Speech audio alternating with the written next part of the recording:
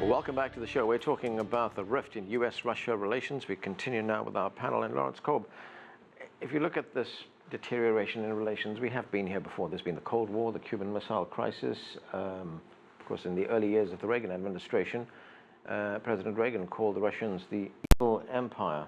But wasn't the end of the Cold War supposed to bring about a new dynamic in this relationship?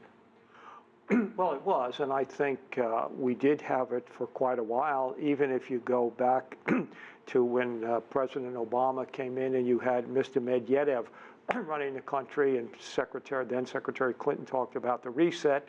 We worked together. We got a New START agreement to cut down the number of nuclear weapons.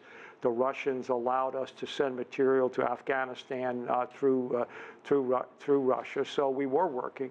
I think when Mr. Putin came back in, I think he really wanted to restore what he feels is Russia's rightful place in the world. And I think what he is doing right now, he's being more aggressive than he needs to be, basically to divert attention from the problems he have at home. The Russian economy is declining. They're spending money in Syria that they don't, they don't have. And I think at some point they're going to recognize that.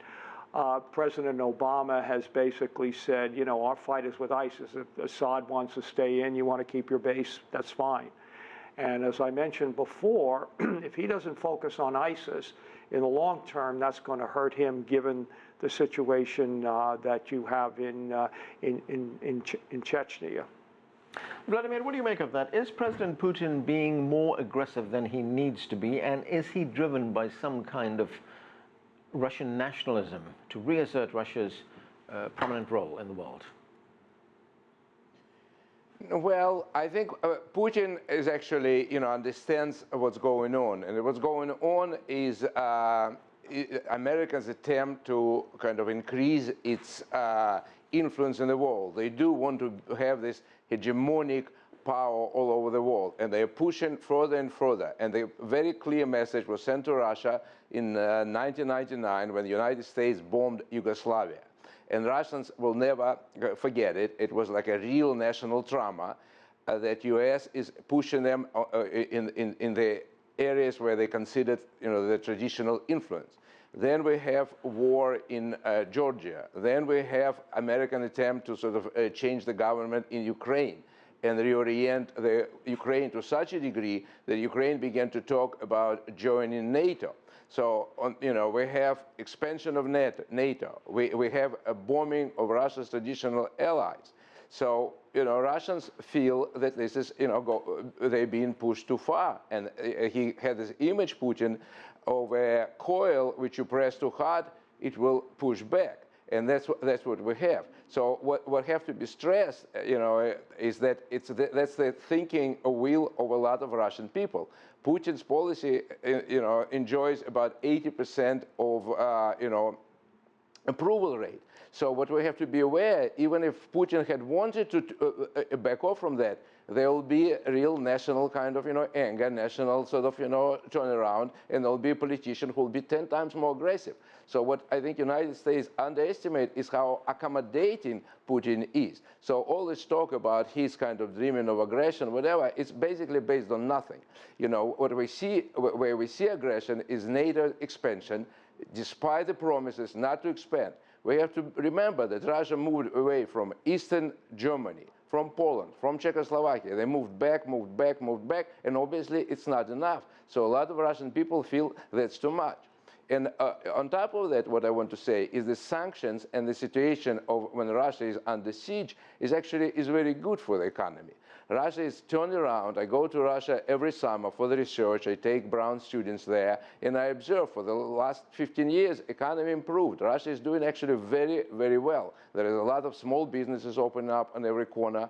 The military-industrial complex is, working full steam. They export stuff. They're now biggest producer of, non-modified, organic products. So this is like a line which has been taken that, Russia economy is falling apart, and the Syria adventure is some kind of way blindfolding Russian population. This is not true. This is some Russian liberals who sort of come up with this idea that, you know, the country is weak. Maybe that was exactly the situation with Chechnya. Economy was bad, and the war was a way of sidestepping the issues. But this is not the case. And I think Russia will continue to build up on its strength. So I think it's in the interest of the whole world to sort of, you know, to negotiate, to find compromises, and to start treating each other seriously, not like as if Russia is in shambles and the United States can walk all over that and proclaim it dead.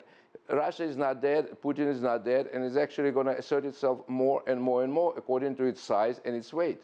That's right. The take, and that's how Russian people feel. Peter, did NATO overplay its hand in the late 90s, and is President Putin acting in response to that, to saying, I've got to draw a line somewhere on this, I'm going to draw this line? Was that line Ukraine, actually, when he decided to get involved in Ukraine and say that Ukraine is not going to fall under the influence of NATO?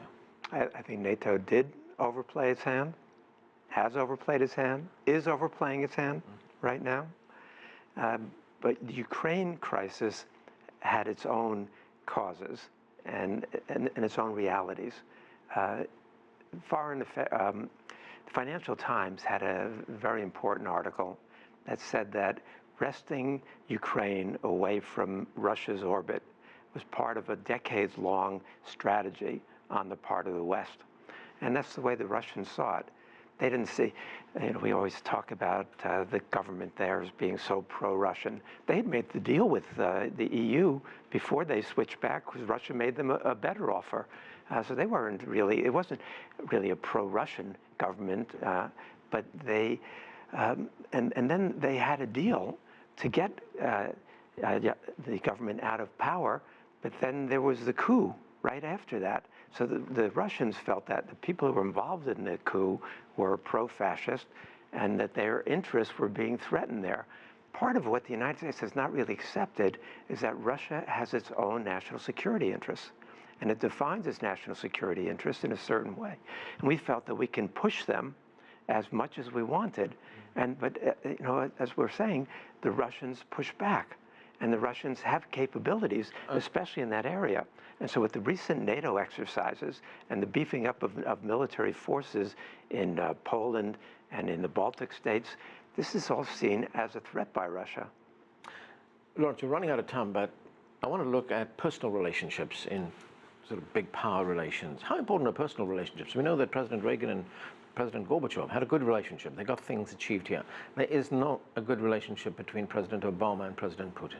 No, there's not. There was a good relationship with former President Medvedev, but you're right, it has deteriorated. President Yeltsin and President Clinton had good relations, and you're quite right. I mean, I think that that's important if you're going to be able to work together, because we and the Russians have common interest in terms of making sure there's no nuclear proliferation, for example. Both of us are at a point where we might have to spend literally $1 trillion modernizing our nuclear weapons. And with all due respect to Vladimir, I'm sure he sees it different. I'm just looking at the data, which shows that their GDP is declining. So unless the World Bank is wrong, I don't know that. So I do think you can, and with a new administration, there is a chance for that to happen. And I agree with Peter. You know, if they're doing this to get on Trump, I think they're going to be very, very sorry if that happens. Okay, Vladimir, I've got 20 seconds. Unfortunately, we've run out of time. But do you think relations are going to change for the better after the election? I'm sure they will. No matter who wins the White House, they'll decide to deal realistically once they are there, and I think they'll definitely will improve. Okay, we're going to have to leave it there. Thanks to all of you for joining us.